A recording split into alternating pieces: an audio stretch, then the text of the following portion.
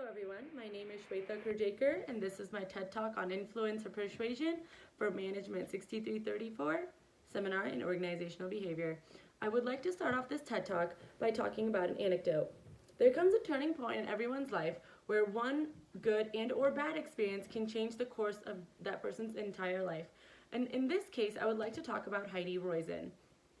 Heidi Roizen is a venture capitalist in Silicon Valley who lost her fiance in a tragic plane crash. She then used her support system and built an influential giver network that allowed her to get up and get on with her life and move out of that sorrow. So, on top of just plain old support, what else did she have? What else did she accomplish by having a strong, influential network? Well, the first thing is information access, which essentially allowed her to have access to information that nobody else had, giving her informational power. That source of power allowed her to have a greater influential network.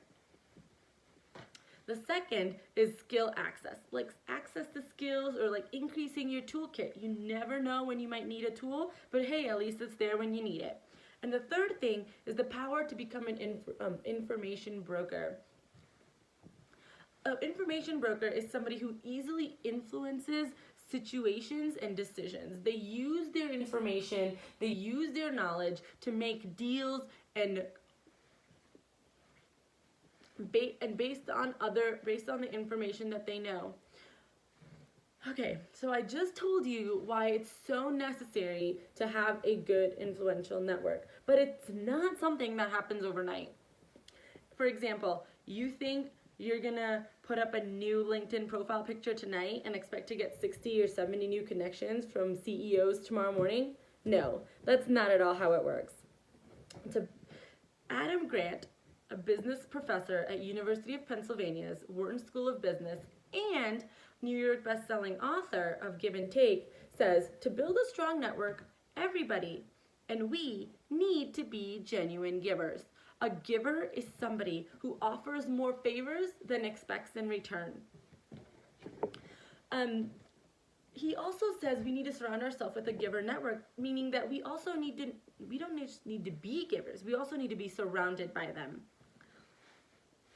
This idea is in line with one of the tricks of persuasion, reciprocity, which states that people are obliged to give to you because you gave something to them first. May it be time, may it be feedback, may it be sources of connections, it may be advice.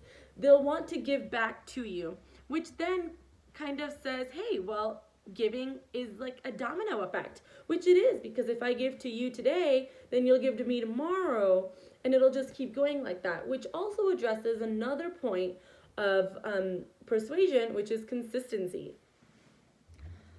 Additionally, if you're trying to broaden the horizons of your influential network, well, you could just go to the bar with your friends. I'm just kidding. But actually, research done by Uzi and Dunlap shows that by engaging in activities outside of the professional business setting, it strives to build a stronger, deeper connection between two individuals.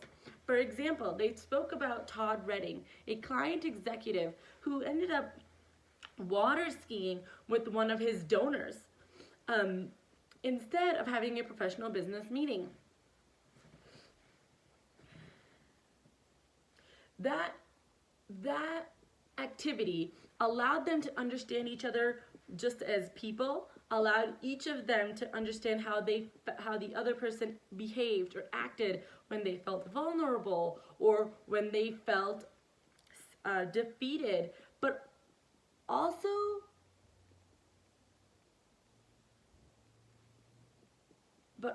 as somebody they liked, right? This is another this is another principle of persuasion, which is called liking, that people are just gonna want to follow you or want to be with you or want to agree with you because they like you. Another example of this shared activities principle, which states that doing activities outside of the professional business meeting might be really influential, is Heidi Roizen, the same capital eventualist I spoke about at the beginning. Although she was a successful venture capitalist in Silicon Valley, she also was an avid party hoster and a cook. But not only did she cook for her party, she also asked her guests to make something and bring it to, allowing them to be immersed in that shared activities principle. Next, Heidi Roizen, was a Stanford graduate, but she actually graduated with a creative writing degree. However, she was always inclined to meet new people and build her connection. And although she had a talent that was not to her immediate subject matter, she had grit. Adam Grant describes the difference between interest and grit as interest is something that drives people to develop a new skill, but grit is something that pushes them through and increases their resiliency to get to their final destination. This exemplifies another aspect of the power of persuasion, scarcity, which says that people want more of things that they can't have. And in this case, people who have grit will just keep getting back up, showing their resiliency and trying to get to their final destination. According to Grant, Heidi Roizen would be a powerless communicator with persuasion being her strength.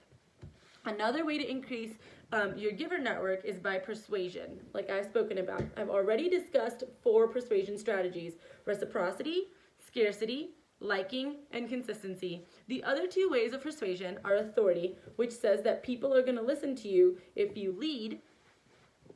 And the other one is social proof, that this specific power, which says that if a lot more people are inclined to do something for you, then they're going to do something for you too, is essential to building a larger, more influential giver network.